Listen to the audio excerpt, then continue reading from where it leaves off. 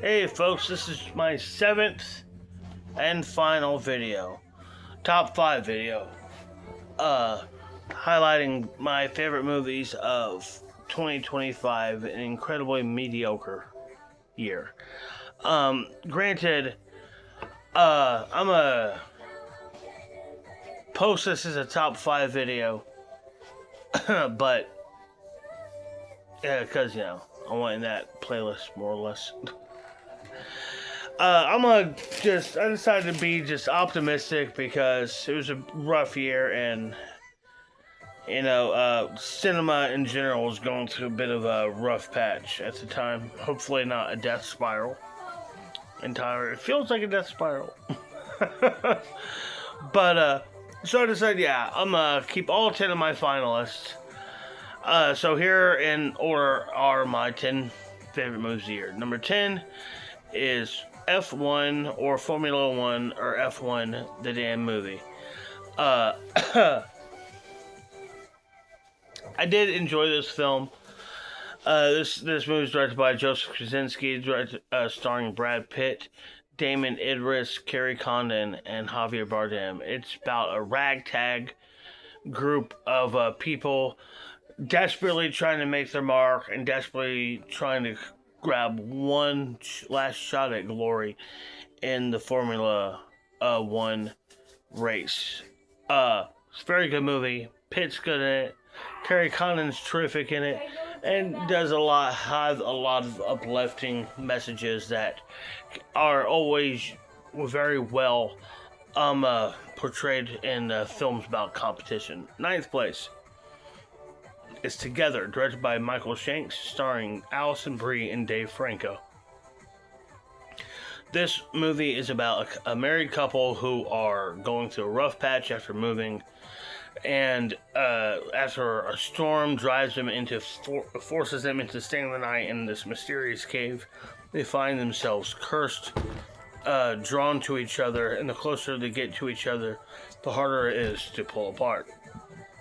It's a very good movie, very sad film with some terrific performances from both of the main actors, and it also features the most disturbing set scene in movie history. Well, at least recent movie history that did not include Joaquin Phoenix. That poor, I don't know what the fuck trip he's on. 8th place, I'm gonna say After the Hunt, directed by Luca Guadagnino, starring Julia Roberts, Andrew Garfield, and Ayo Edebiri. This is the story of set during the height of the Me Too witch hunt. A young teacher on the brink of being promoted to professor is accused of being a rapist right after he has coincidentally caught the same student plagiarizing. And the main focus of the film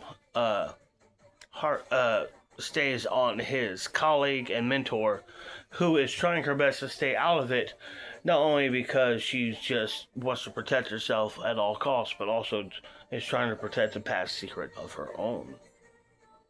It's a very good movie with terrific performances all around, but especially from Andrew Garfield.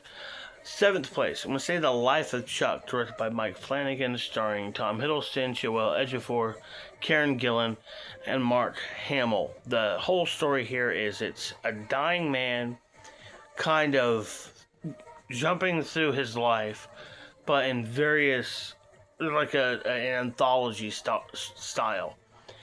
We jump from genres and energies and go from pathos to tragedy to horror to mystery to musical.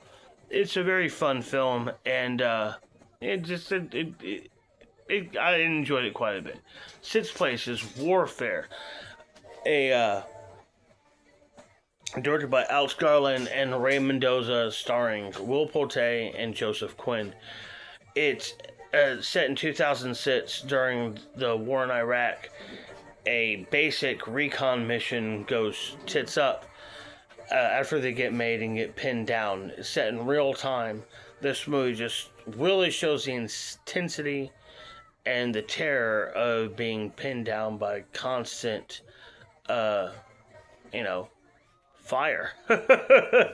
People are shooting at you for 15 minutes. It sounds fucking horrific, doesn't it? But it's an hour and a half. It's a very good movie, and very much worth your time. Fifth place, top 5 here.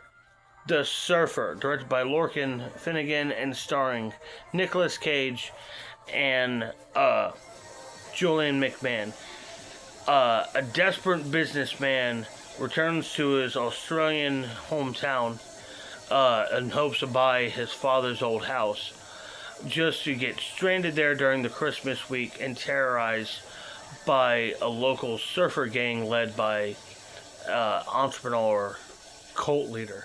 It's a very good movie. Terrific performances from both Cage and the late McMahon, and just wonderfully shot and score and the script. It's a very, very good film. Wonderfully surrealistic and expressionistic. Excellent thriller right here. Fourth place, number 4, Blue Moon, directed by Richard Linklater, starring Ethan Hawke, Margaret Qualley, Andrew Scott, and Bobby Cannavale. This is the set in 1943 after the premiere of Oklahoma on Broadway. It's another film in real time, an after party at a bar, and Hawke plays Lorenz Hart, who is the co-writer's former partner, who is just kind of hanging out. He is swinging wildly between his positive and negative emotions, but he's ultimately hopeful and optimistic about the future, even though he only has months to live. It's a very good film, even if a bit niche. Third place, say Begonia, directed by Yorgos Lanthimos, starring Emma Stone, Jesse Plemons, and Aidan Delby. 2 beekeepers kidnap a pharmacist CEO convinced that she is an alien spy. This movie goes because they're going to save the world from the aliens. This is a wacky, insane horror film. I mean, I guess I kind of feel like it is more things about it. It kind of feels like a horror film, but just the madness, the photography, the music, and the performances. This is a very, very fun film, and provides an excellent script that's well worth a good dive. Second place, I'm going to say K-pop Demon Hunters. An insanely original film, an animated adventure musical about the battle for the very soul of humanity between a demon boy band and a ancient team of pop girl group demon hunters. This movie does a wonderful job about purpose and friendship and honesty and acceptance, and all with very catchy songs and excellent character writing, and terrific animation. It's a very, very good movie. And my winner for the best movie of the year is Weapons, directed by Zach Cregger, starring Josh Brolin, Julia Garner, Amy Madigan, Benedict Wong, Alden Ehrenreich, and Austin Abrams. One night, 17 children disappear all at the same time, which ends up throwing an entire small Pennsylvania town in utter disarray. The story is told in 6 chapters from 6 perspectives, but it is all... Even when you see the same scene more than once, it's always a different take. It's always slightly different. It's always a little bit more information. It's a wonderful little horror movie. In fact, no, I'll take that back. It is a masterful fucking horror movie. It's one of the best horror movies I've seen in the last 10 years. Josh Brolin and Amy Madigan particularly deliver amazing unforgettable performances. And Eva Madigan's already won. Madigan's already won the Critics' Choice Award. I hope this momentum continues for her. I would love to see her win an Oscar. And I hope this movie even gets more love than that as the award season rolls on. As I said, it's my favorite movie of the year. And the producers to be awarded for this film would be Zach Cregger, Roy Lee, and Mary Yoon.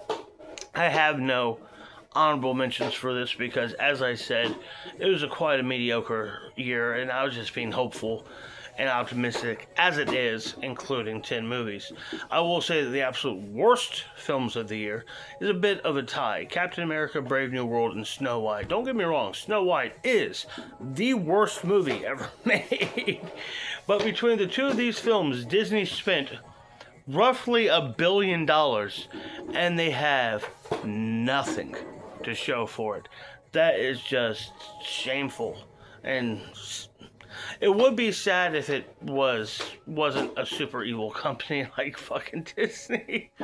So my year-end wrap-up, as far as what all won, at the 17 categories, I gave F1, The Fantastic Four, 4 Steps, K-Pop Demon Hunters, Sinners and the Surfer, 1 award each, Frankenstein, 2 awards, Begonia, 4 awards, and the big movie of the year, easily my favorite, is Weapons with 6 wins.